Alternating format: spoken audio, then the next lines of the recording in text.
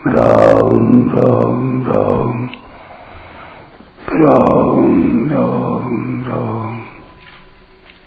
राम राम राम नारायण नारायण। संबंध। अयुक्त पुरुष की बुद्धि एक निश्चय वाली क्यों नहीं होती? इसका कारण आगे के 67वें श्लोक में बताते हैं। इंद्रियाणाम हि चरताम यन्मनोनुविधीयते तदस्य हरति प्रज्ञाम वायुर्नावमिवाम्भसि। अपने अपने विषयों में विचरती हुई इंद्रियों में से एक ही इंद्रिय जिस मन को अपना अनुगामी बना लेती है, वह अकेला मन जल में नौका को वायु की तरह उसकी बुद्धि को हर लेता है। व्याख्या। मनुष्य को यह जन्म केवल परमात्म प्राप्ति के लिए ही मिला है, अतः मुझे तो केवल परमात्म प्राप्ति ही करनी है, चाहे जो हो जाए। ऐसा अपना ध्येय दृढ़ होना चाहिए। ध्येय दृढ़ होने से साधक की अहंता में से भोगों का महत्व हट जाता है। महत्व हट जाने से व्यवसायात्मिका बुद्धि दृढ़ हो जाती है। परंतु जब तक व्यवसायात्मिका बुद्धि दृढ़ नहीं होती, तब तक उसकी क्या दशा होती है, इसका वर्णन यहाँ कर रहे हैं। इंद्रियाणाम हि चरताम यन्मनोनु विधीयते। टिप्पणी। इस श्लोक के पूर्वार्ध में कर्म कर्तृ प्रयोग करने के पहले कर्तृवाच्य था, अर्थात चरताम इंद्रियाणाम इंद्रियम यत मनः अनुविदधाति, ऐसा वाक्य था। इस वाक्य में इंद्रिय कर्ता थी और मन कर्म था। परंतु जब वाक्य को सरल बनाने के लिए कर्म कर्तृ का प्रयोग किया जाता है, अर्थात कर्म को कर्ता बनाया जाता है, तब वहाँ उस कर्ता को कर्मवद भाव किया जाता है। इससे कर्म को लेकर जो कार्य होते हैं, वे सभी कार्य कर्ता को लेकर हो जाते हैं। यहाँ मन की मुख्यता दिखाने के लिए, अर्थात इंद्रियों के बिना मन ही सब कुछ करता है, यह दिखाने के लिए कर्म रूप मन को कर्ता बना दिया गया है।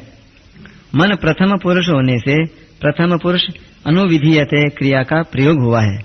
अब जो कर्तृवाच्य का कर्ता इंद्रिय थी, उसकी आवश्यकता न होने से वह कर्ता हट गया, तो पूरा वाक्य बना इंद्रियाणाम ही चरताम यन्मनोनु विधीयते, जो कि उपर्युक्त श्लोक में है।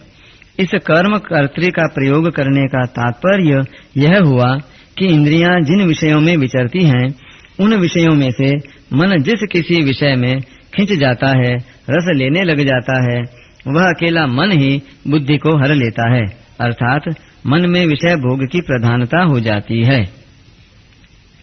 जब साधक कार्य क्षेत्र में सब तरह का व्यवहार करता है, तब इंद्रियों के सामने अपने अपने विषय आ ही जाते हैं।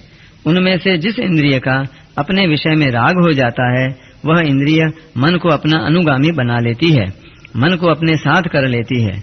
अतः मन उस विषय का सुख भोग करने लग जाता है, अर्थात मन में सुख बुद्धि भोग बुद्धि पैदा हो जाती है। मन में उस विषय का रंग चढ़ जाता है, उसका महत्व बैठ जाता है। जैसे भोजन करते समय किसी पदार्थ का स्वाद आता है, तो रसनेन्द्रिय उसमें आसक्त हो जाती है। आसक्त होने पर रसनेन्द्रिय मन को भी खींच लेती है, तो मन उस स्वाद में प्रसन्न हो जाता है, राजी हो जाता है।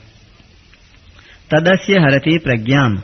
जब मन में विषय का महत्व बैठ जाता है, तब वह अकेला मन ही साधक की बुद्धि को हर लेता है, अर्थात साधक में कर्तव्य परायणता न रहकर भोग बुद्धि पैदा हो जाती है। वह भोग बुद्धि होने से साधक में मुझे परमात्मा की ही प्राप्ति करनी है, यह व्यवसायात्मिका बुद्धि नहीं रहती। इस तरह का विवेचन करने में तो देरी लगती है, पर बुद्धि विचलित होने में देरी नहीं लगती। अर्थात जहाँ इंद्रिय ने मन को अपना अनुगामी बनाया कि मन में भोग बुद्धि पैदा हो जाती है और उसी समय बुद्धि मारी जाती है। वायुर्नावमिवाम बसी। वह बुद्धि किस तरह हर ली जाती है, इसको दृष्टांत रूप से समझाते हैं कि जल में चलती हुई नौका को वायु जैसे हर लेती है, ऐसे ही मन बुद्धि को हर लेता है।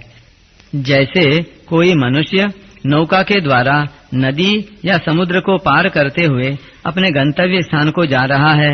यदि उस समय नौका के विपरीत वायु चलती है तो वह वायु उस नौका को गंतव्य स्थान से विपरीत ले जाती है। ऐसे ही साधक व्यवसायत्मिका बुद्धि रूप नौका पर आरूढ़ होकर संसार सागर को पार करता हुआ परमात्मा की तरफ चलता है तो एक इंद्रिय जिस मन को अपना अनुगामी बनाती है वह अकेला मन ही बुद्धि रूप नौका को हर लेता है, अर्थात उसे संसार की तरफ ले जाता है। इससे साधक के विषयों में सुख बुद्धि और उनके उपयोगी पदार्थों में महत्व बुद्धि हो जाती है। वायु नौका को दो तरह से विचलित करती है। नौका को पथ भ्रष्ट कर देती है अथवा जल में डुबा देती है।